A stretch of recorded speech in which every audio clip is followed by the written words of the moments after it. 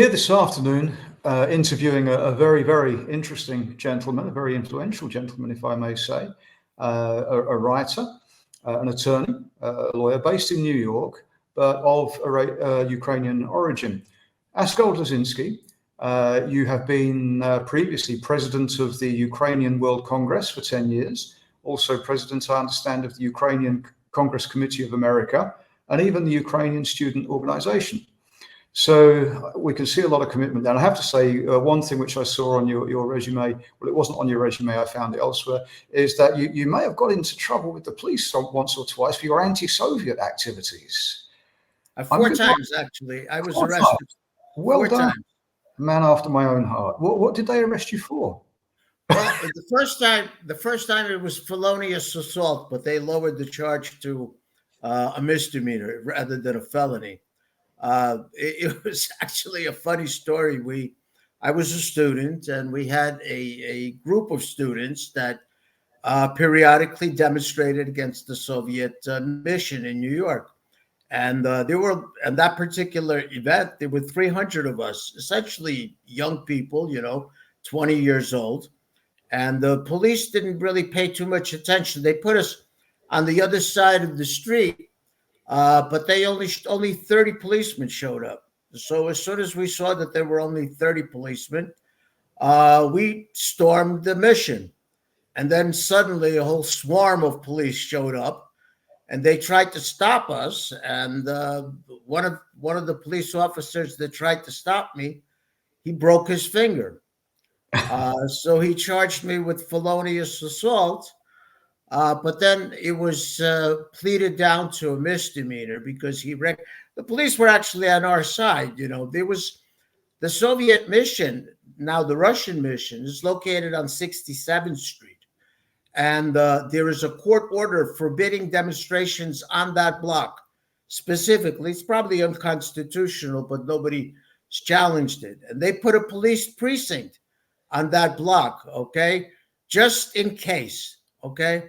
So I spent the night in jail, but it was not it was not a disreputable prison. It was at the police station. So we sang Ukrainian songs, and there were 3 of us that were in prison.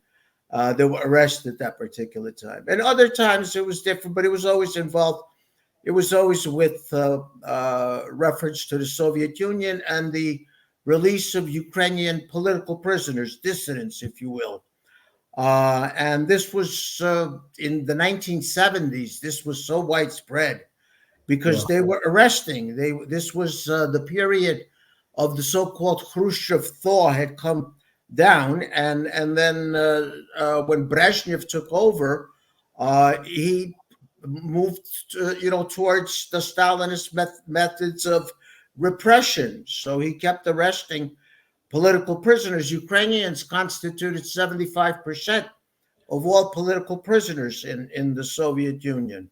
So we had our hands full, and we were young, and we figured nobody's going to beat us. So in any event, we were quite, we had a demonstration every week just about, but that was basically it. And here we are in 2024, and we're still talking about Ukrainians in prison. We're talking about repressions in, it's not called the Soviet Union now, but I suspect that Vladimir Putin would like it that way. Some things never change, do they, in Russia? No, and frankly, the Soviet Union was just a transitional period for the empire. This began in the 16th, 17th century when the likes of Ivan the Terrible started conquests, and then when Peter the First became the Tsar, he proclaimed it an empire and took the name Russia. It was at that time known as Muscovy. But so in other words, our problems date back to roughly the 17th century. And it's been pretty much difficult since the 17th century. It's a cultural thing. It's a mentality in Russia. That's why while I lament the fact that Navalny was killed, but I don't see his wife doing that much from Lithuania, or because you have to be there on the ground. And the Russian population, despite the fact that I doubt very much whether Putin received 87 or 88% of the vote, the fact of the matter is that there was no candidate against him because everybody else had been forbidden from running. Right. So there's no. I mean, it's funny that he's the president, but because there's nothing democratic about him, and ostensibly presidents are supposed to be democratically elected. Well, we're looking at Ukraine a lot here in. EU Today is a London-based business, but we're very much part of the Brussels bubble. We're in the institutions and in Belgium, and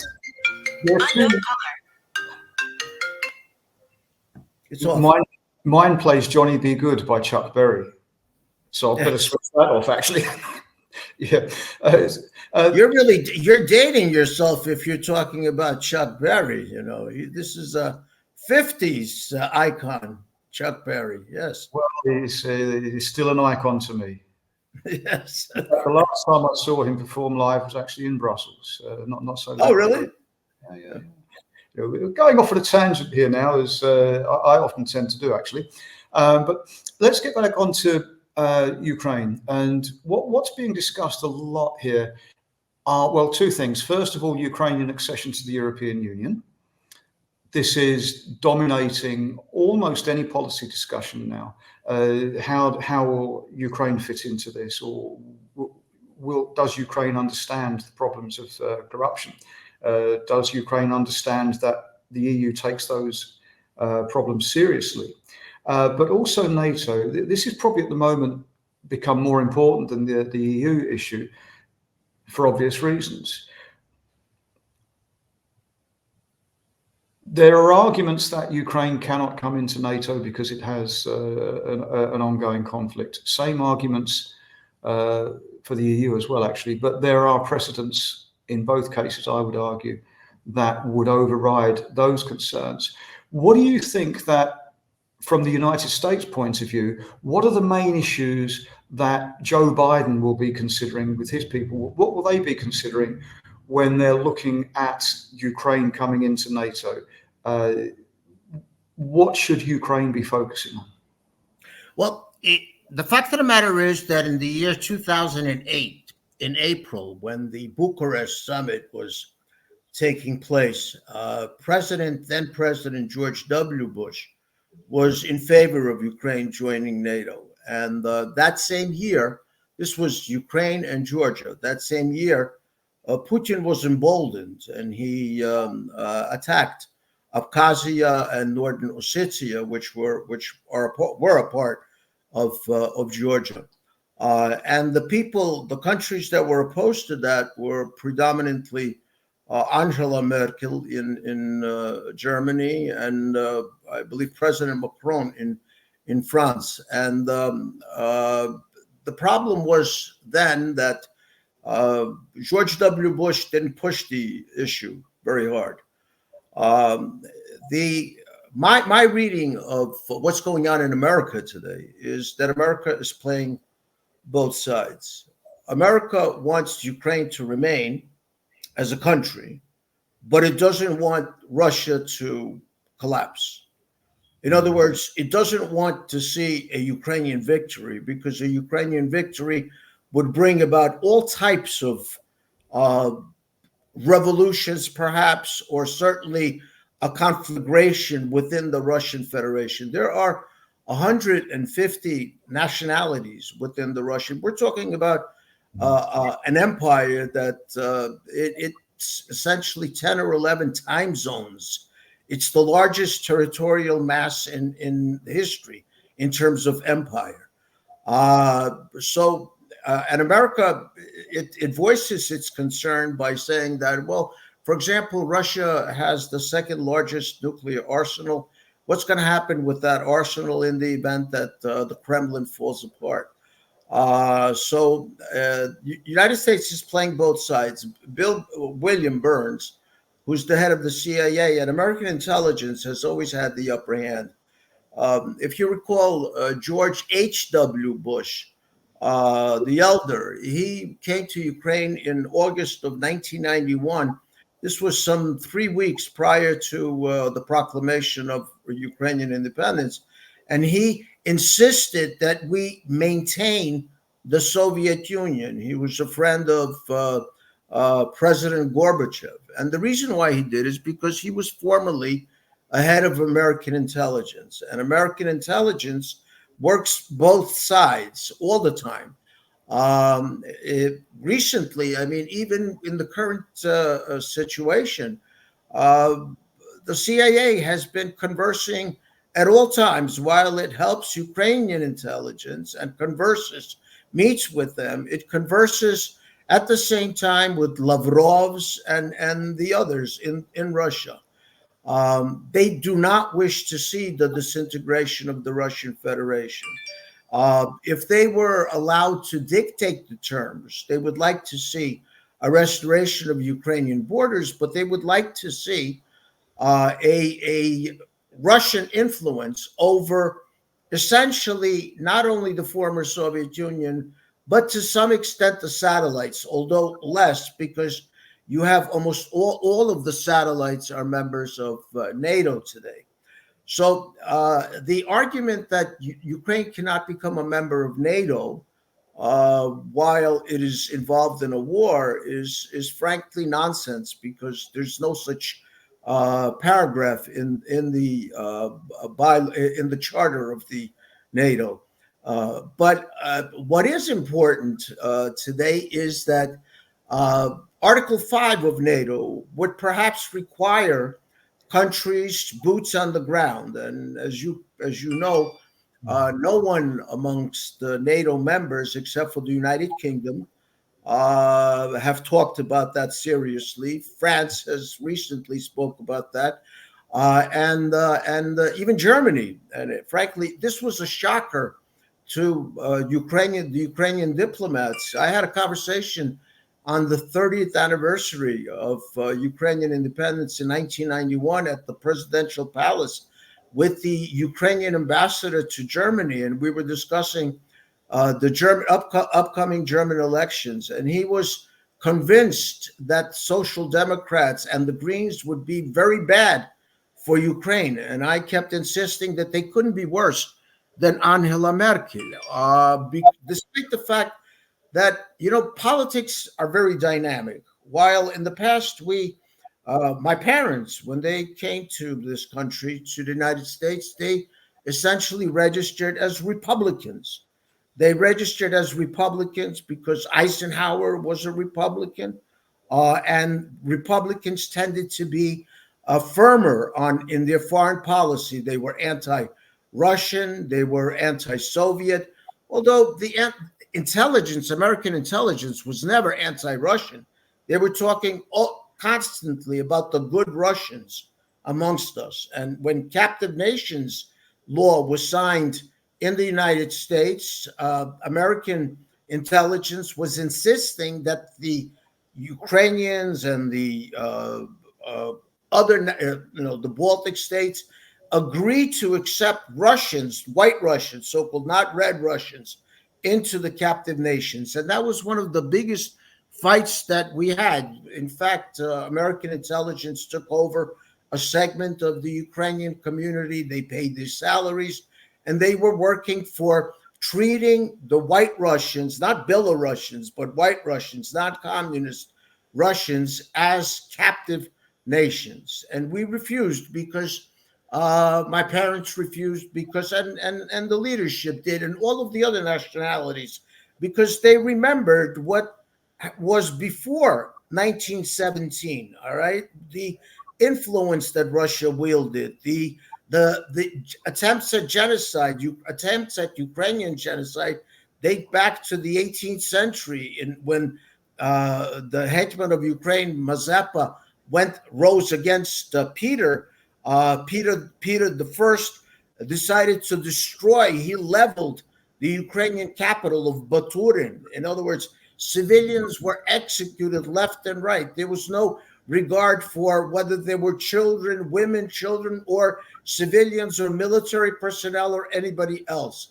So people are, especially countries that have been within, and you have today, we have a lot of these countries organizing new nations within the Russian Empire. For example, the Erze, the Kalmyks, the Sakhi, the Buryati, the Bashkiri, the Chechens. The Chechens have been essentially dismantled because their government is in exile. But they had, because Kadyrov essentially became a surrogate for Putin.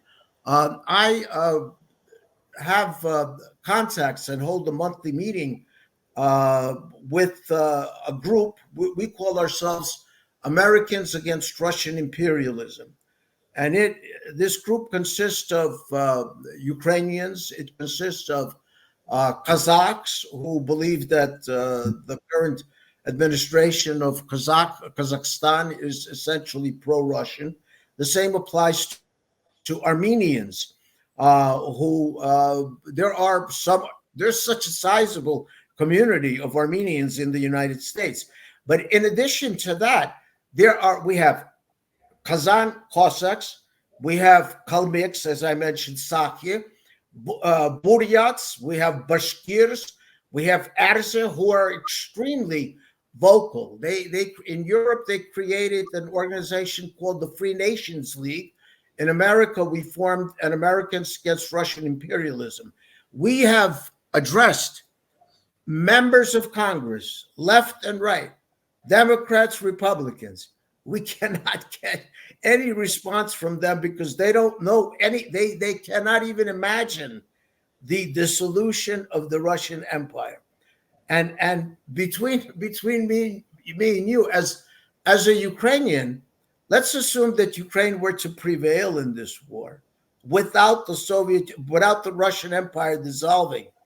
24 hours later, or at least within the time needed to rehabilitate their armed forces and their armaments, Russia would start another war because of this imperialistic psychology. And it's not limited. I mean, people say this is all Putin, but Putin, in my opinion, did not make Russia. Russia made Putin what he is today. There are Prigozhin, the guy that was killed, the mercenary that was killed. He was a Russian imperialist. There were times Alexei Navalny, who is probably the most prominent Russian opposition leader, his father was Ukrainian. Okay, but Alexei Navalny was not opposed to the war that Russia started with Ukraine until later, until morally he came to the conclusion that this just is not right. Russian mothers they lament the tragedies that their children are undergoing, but the fact of the matter remains, they are prepared to educate their children to die for a Russian empire. And this is a cultural thing because Russia has not been, they haven't been exposed to the West. They have never been exposed to democracy. This is all an artificial type of democracy. One of the glaring examples, it's banal, but nonetheless it exists, is that when Russian troops retreat from Ukraine during the war, they steal toilets. They're stealing toilets because they don't have in Russia most of the homes. I'm not talking about Moscow or St. Petersburg.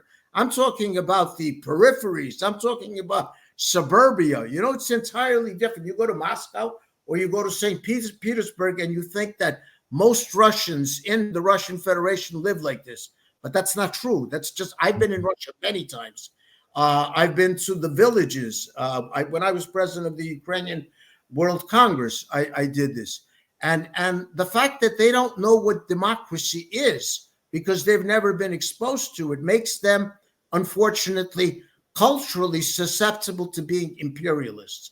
And America needs to finally get over this, that it is possible for Russia to be democratic.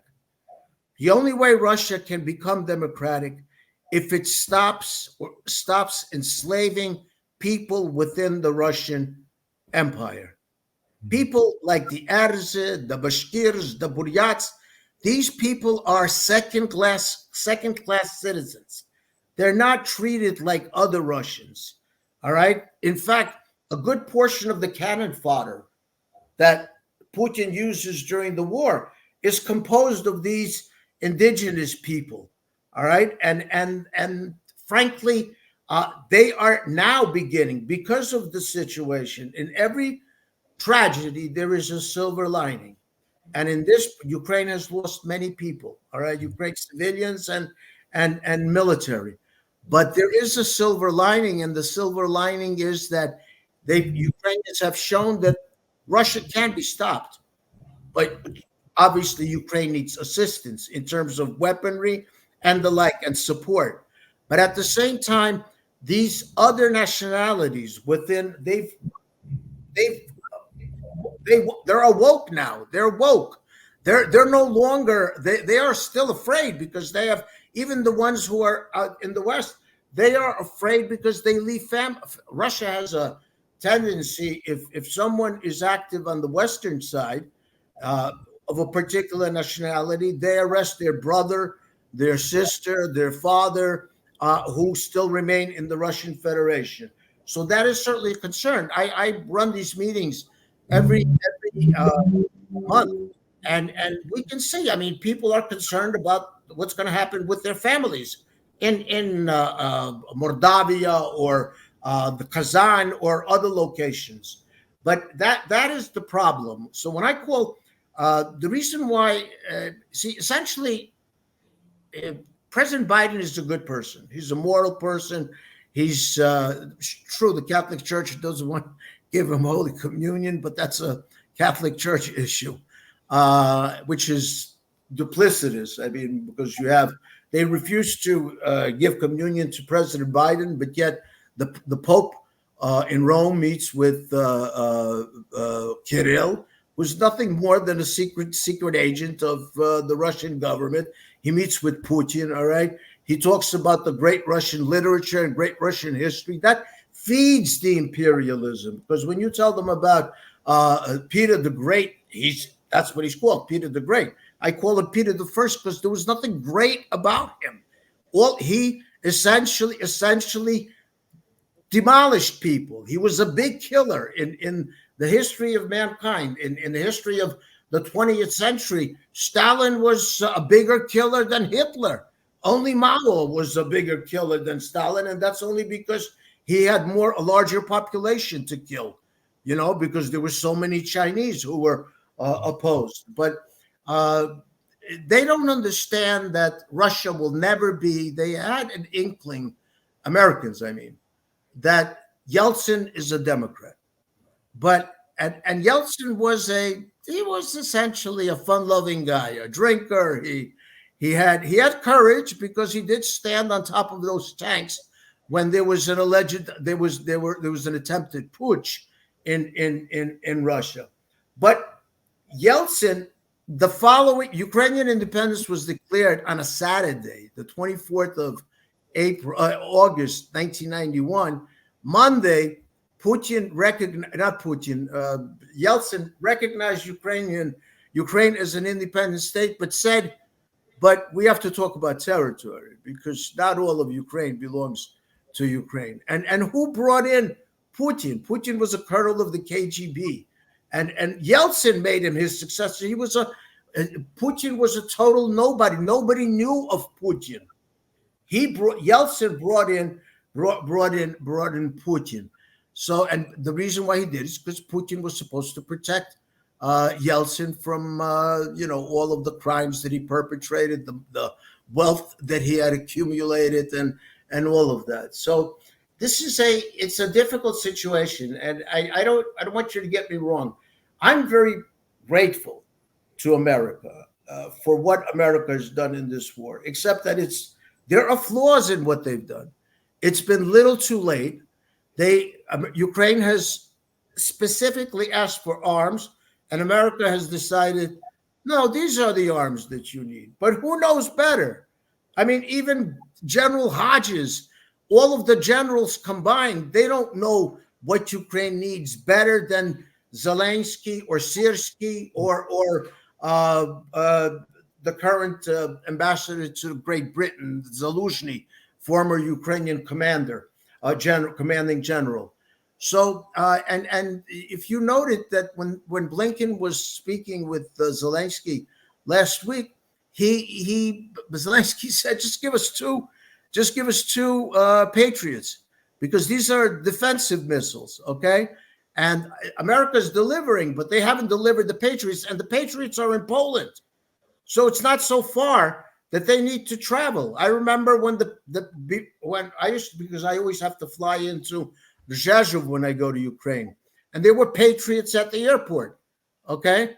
And they were just standing there and not doing any good because Poland was not under attack, but the United States was not delivering.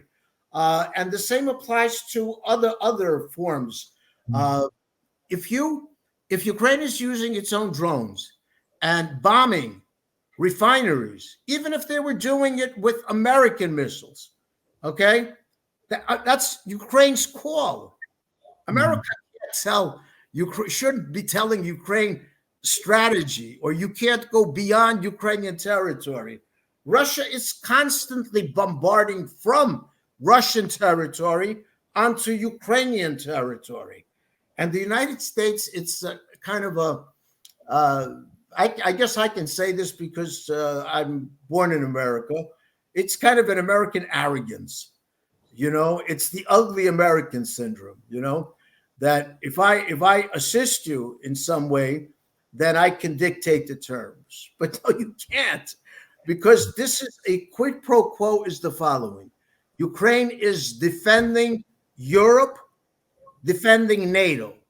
Ukrainians are dying. You're giving arms, and those arms, you're not giving first-class arms that you've just manufactured. You're giving arms that are sitting under dust. You're giving those arms to Ukraine. At the same time, you are employing American industry and American people to build new arms. So this is good for American industry. And President Biden understands this. And the reason why, despite his faults, frankly speaking, I mentioned this in my article, the most intelligent thing that President Biden ever said was, the dumbest thing he ever said was, this is not who we are. This is who we are, because Americans are very primitive as far as foreign policy is concerned. If you go to Kentucky, you go to Louisiana, they don't have a clue of what's beyond the Atlantic Ocean or beyond the Pacific Ocean. But at the same time, he says that if you're voting for me, and I intend to vote for Joe Biden, you're voting not for me as opposed to the almighty, you're voting for me as opposed to the alternative. And the alternative in this case is a criminal. Okay, he hasn't been convicted yet, but he probably will be, or at least he was a womanizer. He has absolutely nothing positive on his side, aside from the fact that he's not even well educated. Biden at least has a law degree. This guy he used to go to Fordham University. He was kicked out of Fordham University. He went to Wharton because Daddy made a substantial donation to University of Pennsylvania, and he completed a diploma in real estate. You know what a real estate diploma means? Not very much. Okay. A narcissist, but I'm not, he's from New York and I'm from New York. His father had the world's, I was in real estate, and I still have real estate holdings in New York City. His father had a horrible reputation among the landlords. He was a slumlord, essentially. He was based essentially in Queens. And then Donald carried this forward because he took everything from his dad. He suggested that his dad only lent him $1 million. That's nonsense, because his dad, Fred, gave him everything. But I have yet to meet a real estate baron in New York, older than me, okay, who had kind words or nice words to say about Fred Trump. Nice in real estate. I'll tell you something. It's my own personal experience. Fred Trump, if he could, that's what they would tell me. If he at a closing was able to take advantage of you by $1,000, okay, he would be gleeful. I remember when I had my closings in real estate, if I somehow made a mistake and I made in my favor rather than the other, I would immediately turn around and pay the difference to the person on the other side. They said there was absolutely no moral bone in his body. He always looked to take advantage, I mean, real estate is mutually beneficial, not because you can connive one person as opposed to, and help yourself somehow. So, and there's, besides that, he's got absolutely no experience. I recall his Helsinki appearance together with President Putin, and he said that Putin says that he didn't do it, and I don't see why I wouldn't believe him. He looked like a surrogate for Putin during the Helsinki. His initial attempt was to build a Trump Tower in Moscow. That's essentially his purpose. And because there is a Kentucky, there's a Louisiana, there's down south.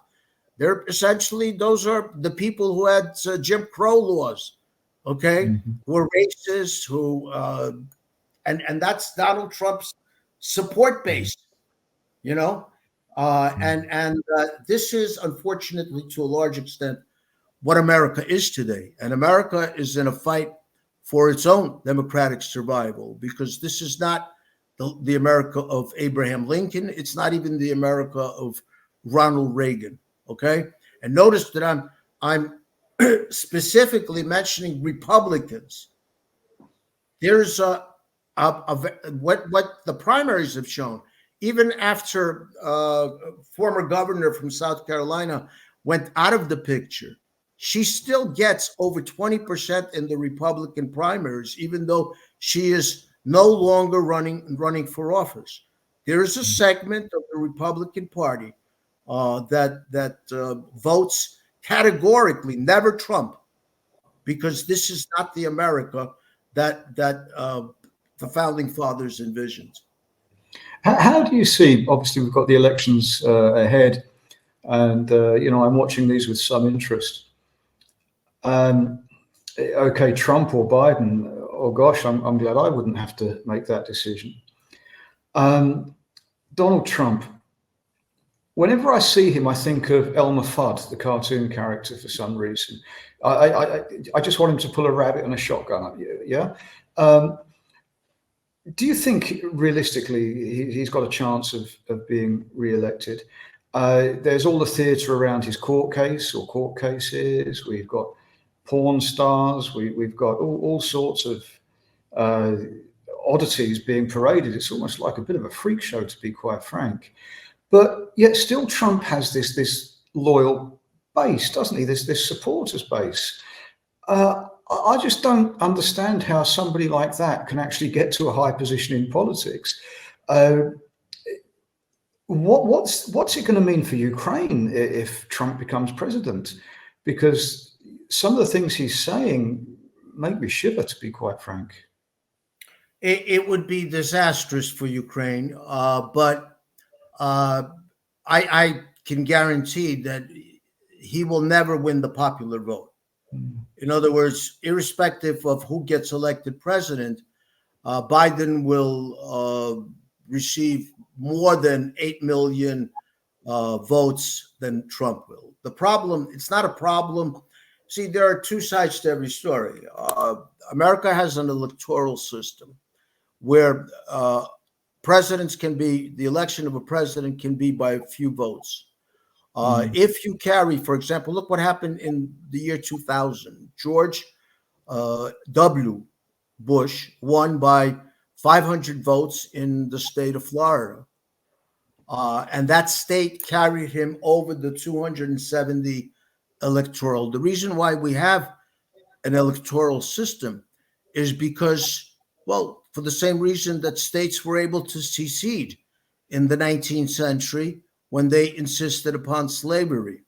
So there is something to be said. This is undemocratic, but at the same time, there's something to be said positively for it. For example, if our election were predicated on the popular vote strictly, candidates would never campaign anywhere other than New York, Chicago, and Los Angeles, because those three cities would give them enough of the vote, popular vote, to prevail. So that's why it's a states' rights issue. I'm not prepared to attack it or defend it, but the only way that Trump could win is if a state like Florida, which normally goes for him because they have the governor who's Republican, they have two senators who are Republican. You have Ohio, which is very important, but what the junior senator from Ohio, J.D. Vance, is a shill for Donald Trump. The other, Senator Brown, is very upright. You have Pennsylvania, which is difficult to balance because you have cities like Philadelphia, but you have suburbs. And in suburbia, you have coal miners, you have states like Michigan. And this is problematic because Michigan would normally be in favor of Joe Biden, but you have a very sizable Arab population in Michigan. And he's been quite vocal, Biden has, on the subject of the Palestinian-Israeli conflict.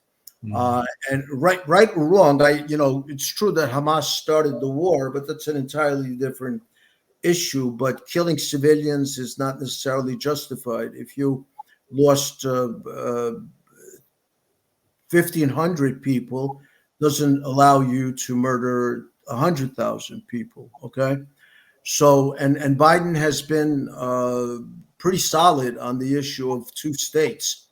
In that, because you can't just eliminate the Palestinians, but there's a problem because the Palestinians support Hamas, so it's a very difficult situation. But he has been quite vocal, as other American presidents have been. Jimmy Carter, who spoke about that, but there have been less in Israel. There have been more. Well, Benny Gantz is much more of a liberal, and Benjamin Netanyahu is kind of the Trump of Israel. Okay, except he's much smarter because everything that Trump does is contrived. But Netanyahu, he's a New Yorker essentially because his family lived in New York. He's very smart, but he's extreme in his positions, and he may be right. Because all the countries around in the Middle East, all right, even the ones that have brokered peace accords and treaties with Israel, they hate Israel, okay? And this is a religious fanaticism, which is, I'm a Catholic, but I think the Pope is a jerk, There's a limit to your religious, and you certainly can't base your politics on what your religion says. My Catholic religion says that birth begins at conception. How ridiculous is that? What are they with the Pope and the archbishops and the cardinals? They're scientists and they know when life begins, But the Catholic Church teaches that, and I say goodbye to the Catholic Church. I go to church on Sunday, and that's it. Okay, but you don't have to. Religion cannot be to the exclusion of other religions. Cannot be a motivating factor in any society, because there are so many religions, and the Bible, like Mike Johnson, the Speaker of the House of Representatives, says that he is essentially instructed by the Bible. He should be instructed by the Constitution, because he is a layperson. He's the speaker of a government. The Bible may be his moral compass, but and then we can talk about Old Testament, New Testament, but in any event, it's irrelevant. Children dying in Ukraine, being slaughtered in Ukraine, all right, should not that has to supersede whatever his version of the Bible is. And this sanctimonious person that he's supporting has put out his own version and selling it for $60 a pop, his own version of the Bible. There's a Trumpian Bible, and he's selling it for $60. Every religion should condemn that. Every religion predicated on Judeo-Christian tradition should condemn that. So I don't know. It's a complicated matter. I believe that it's going to straighten itself out when independents become more vocal. If we reach a solution in Israel, meaning where there's something for the Palestinians, their lives are protected, their rights are protected because they're second-class citizens in many parts of Israel. And then Biden's popularity will shoot up, and he will garner the votes of the Palestinians in Michigan. The other states that he needs are Wisconsin. He has Pennsylvania. I believe that people will. He won by quite a bit last time. North Carolina, he will win. He's never going to win Florida, but those are the crucial states. I'll say Michigan is crucial, Pennsylvania is crucial, and Ohio is crucial. If Biden wins two of those three, then he will prevail in the Electoral College. And although I don't know, we have debates in June. Last time they debated, Trump was completely eviscerated. He was simply shown to be a clown, and the debates were a carnival, and that's what's going to happen with him, because invariably that happens. Given an opportunity to speak before normal people, meaning not people who are Trumpsheviks or MAGA, Make America Great Again, or the Proud Boys, then I think that he will carry the vote of those, at least two out of the three of those states. Do we know who Biden's running mate is? Who what? Biden's running mate. Who would be the vice president? No, it is. It's the same. It's Harris. She actually hasn't shown very much, but she is a woman, and she's of color. So she's the same vice president. Who's going to be Trump would make a tremendous mistake if he picked somebody from the Dakotas to be his running mate. He probably needs Tim Scott, who's simply a lackey. He's the senator from South Carolina. But he was appointed by the previous governor, and then he stabbed her in the back. But that's politics. Okay. In any event, Trump hasn't chosen, and he will not choose his vice president until the convention.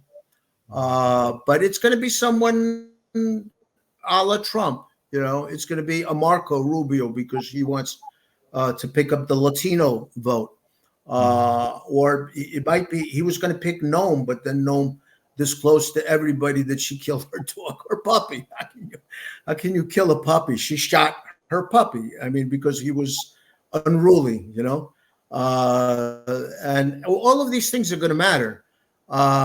So the best candidate, but she would never run with him, would be the former governor of South Carolina, the one that ran against him in the primary. So, but I firmly believe I was a Republican early in my life, but I became a Democrat ever since I reached the age of reason. I was a Republican because of my parents, but when I woke up, I voted for people like Jimmy Carter, who was very unpopular in the United States because he was moral and he cared about the dissidents in Ukraine and elsewhere. I voted for so many Republicans. I voted for Jimmy Carter in 1980. Then I voted for Ronald Reagan because he told Mr. Gorbachev to tear down this wall, Then I voted for Bill Clinton. I voted for him because I had a meeting with him, and we spoke for about half an hour. He was a governor of Arkansas, and he knew about Ukraine as much as anybody that I've ever met, more than many Ukrainians, And where's Arkansas and where's Ukraine? He was an extremely intelligent man, always well prepared. And then I voted for, unfortunately, the year 2000 in November, I didn't vote for anyone because I was in Ukraine. So, and then I voted for, how can you not vote for John McCain? But he's a Republican, but I voted for him because he was clearly a very moral, a war hero, a friend of Ukraine. And then that was that. So I vote pretty much. I'm not particularly disciplined. I don't stay with one party because I don't have loyalties to anybody other than, my people who are not lawyers, but I don't have any loyalty to lawyers either. I have to Ukrainians. Your path was actually the reverse to that of Ronald Reagan, wasn't it? Because he began as a Republican, as a Democrat, then became a Republican. I seem to recall. He was, yes, he was a Democrat. That if I were an American, I would be a Republican. But having said that, I did a little bit of work on Obama's re-election campaign in Virginia. Very interesting to see how actually on the ground, how an election campaign is conducted in the US compared to in Britain, certainly, and really here, in Belgium, for example, it's just, everything's very relaxed and, nobody really talks about it. It's just something you have to go and do. But my goodness, in the US, I enjoyed that enormously. My first experience of Richmond as well, which is a beautiful place. I voted for Barack Obama the first time and the second time. The first time I voted for him because I thought it was a historic election. Yeah. Because it was important to show that, because I really think that many Americans are racist. Because don't forget the Civil War was over in 1965, and then Jim Crow, the Reconstruction, and all of that. They were not free people. Blacks were not free. But then I to this day, I don't know why I didn't vote in 2012. Why I didn't vote for Mitt Romney. Mitt Romney had made a statement that the greatest danger to mankind today is the Russian Empire. And I probably should have voted for him, but I voted for President Obama. And then I kicked myself because I think President Obama was largely responsible for enabling Putin. When Putin annexed Crimea, sure, Ukraine wasn't prepared for it, but President Obama and American intelligence told Ukraine to just roll over and allow it to happen. And he was not savvy. He's in history for obvious reasons, because he's Black and because of the Affordable Care Act. But on foreign policy, he was not, let me put it this way, the sharpest knife in the drawer. And that's true of a lot of Americans, because they're simply not faced with foreign policy. Leadership is a tremendous burden also. It's an honor, but it's a tremendous burden. And many American presidents are not prepared for this. Concerning the Ukrainian population in the United States, roughly in terms of numbers, what would you say? People such as yourself who were born in the US but still identify as being of Ukrainian background, and actually expatriates, Ukrainian citizens who are living or who've become American citizens, roughly what would you say would be the number? And is there a particular concentration? Ukrainians, I would say they number about 1.5 million. And the biggest percentage is this newest wave that came after Ukrainian independence and continues to come here. Now, the problem with them is they're very intelligent. They're much more intelligent than, meaning educated, because everybody has intelligence, but they're very highly intelligent because of their educational background. Ukrainian education is on a higher level, in my opinion, than it is in the United States, because finishing high school is not the norm. Finishing college is at least the norm, and you're expected to go beyond.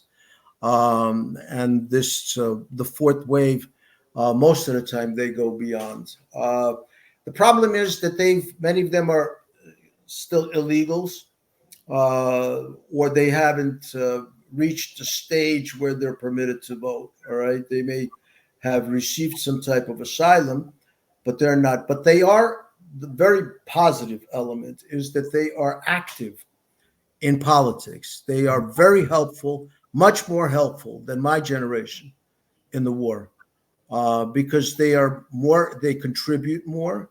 I shun at, and I've criticized them very often. There's a Ukrainian American Bar Association. My colleagues, it was a trick that I did. I sent letters of soliciting funds and to 15 lawyers that I know, and only one responded. These are lawyers that are born in the United States, essentially, okay, who have salaries of well over $100,000 annually, okay, and they simply can't part with their money, but they have a lot to say, but they simply don't contribute. So, as a matter of fact, I don't know whether you noticed that after all of the brouhaha that resulted as a result of my article, I wrote and I suggested to every one of them that they take the time and make a list of what they've done for Ukraine during the war period, because most of them have done nothing. But they've been very vocal, but they refuse to part. We need money. The fact of the matter is that what do you need in a war? You need money, money, money. Ukraine needs weapons, weapons, weapons. Ukraine, and how are you going to get those weapons? Through money, money, money. And that's the way wars are won. Sanctions are meant to bring Russia down by destroying its economy. And that's one way of doing it. So in any event, that's my biggest peeve against my friends, that they haven't been upcoming. We're seeing a bit of movement actually in the last day or two over accessing the interest from these sequesters funds.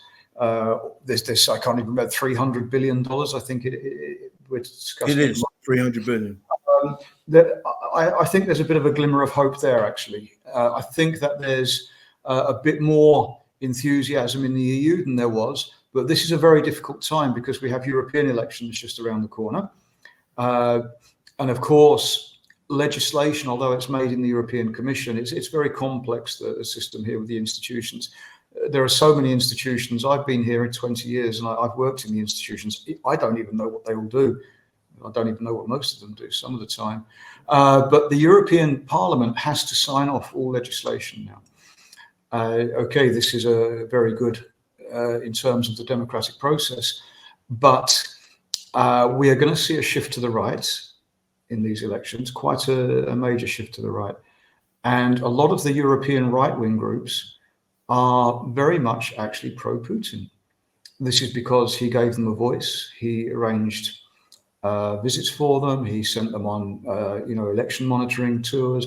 He funded their parties. He organized big events in St. Petersburg. He's basically bought them. In my younger days, when I was kind of politically active, very much on the right of the spectrum, we would have been aghast at such things.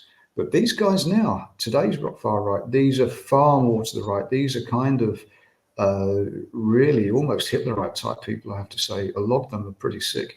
But yeah, we've had one guy, a German MEP, arrested recently. We knew this guy. We knew about him. But wasn't he a part of Alternative for Deutschland? Correct, Maximilian Krah. He was employing a Russian spy. He was employing a Chinese spy. Backstory on the Chinese spy. I checked. This guy was what's called an accredited assistant. That means he's not employed by CRA. He was employed by the Parliament at CRA's behest. But he had to go through the European Parliament's vetting process in order to get that job. So actually, everybody's pointing at CRA there. They may want to look at the European Parliament itself. To a degree, the apparatchiks have to do what the MEPs want, but that guy should not have got through the system. But we saw this one coming. We saw that one coming. And we've seen more and more, you know, with Qatargate, we've seen the influence of the Qatari government, we're seeing Chinese, we're seeing Russian. It's always been the case. I'd like to see a bit of a British influence in the EU these days, but that's not really happening. So that shift to the right is going to have a big effect. And when the Parliament comes to vote, and that's going to be the new Parliament that's going to be voting to sign that money off, that concerns me. I believe that it'll go through if it comes down to the Parliament. I do believe it'll go through, but I think it's going to take a lot of horse trading behind the scenes, and that will mean giving concessions to the far right. So whilst Putin might lose one battle, he'll probably pick up, you know, some points in all that backroom trading. Reality of European Union politics. Everything we even have. I watch Euro News, so I get a glimpse of what you guys are going through. But I firmly believe that people like Orban and, well, Fico has his personal problems now, right? He's in a hospital. There will be a revolt in Hungary as well as in Slovakia. There already are people in the streets that are opposed to them. This is not... See, in America, a right-winger was a Ronald Reagan, you know, and now a right-winger is Donald Trump. It's a sign of the times, you know. In Germany, a right-winger was Adenauer, okay? And now it looks now it's alternative for Deutschland. So it's changed dramatically. Hopefully everything's going to even out at some point. Well, we can but hope. Most important thing, I think, is that it evens out for Ukraine, and that we see Ukrainian accession not only to the EU, but also to NATO. I think that's going to be beneficial for everybody. We have here in Belgium quite a large Ukrainian community now. Actually, we have a community that goes back some generations, because after the Second World War, lots of Ukrainian prisoners of war who had worked in coal mines were brought to Belgium to work in the mines here. So we see their children, their grandchildren here, very much integrated, but still very much aware of their Ukrainian roots. And when it comes to NATO, I think that NATO at the moment needs a bit of a kick up the backside. And I think we could do with a bit of Ukrainian aggression in NATO, because what the troops in NATO are achieving is just absolutely awesome. Okay, they've been given a lot of equipment, but my goodness, Absolutely. It's extremely, well, Right. I couldn't have foreseen this level of resistance. And it comes not just from the military, but from every section of society. The support of the women we are seeing. But so I'm optimistic. Sometimes it's very difficult to see the silver lining in the clouds, and we can't quite see it just yet. But I think we're getting there. Askold, I want to thank you very much for giving up your time. Thank you, Gary. We'll be in touch. We've published quite a lot of your opinions in EU Today. I always look forward to them, because I do like a bit of controversy. I appreciate somebody who speaks their mind, because there's not enough of that in politics these days, is there? Thank you very much, Gary. Fine. And we hope to speak to you again soon. Thank you. Take care. Bye.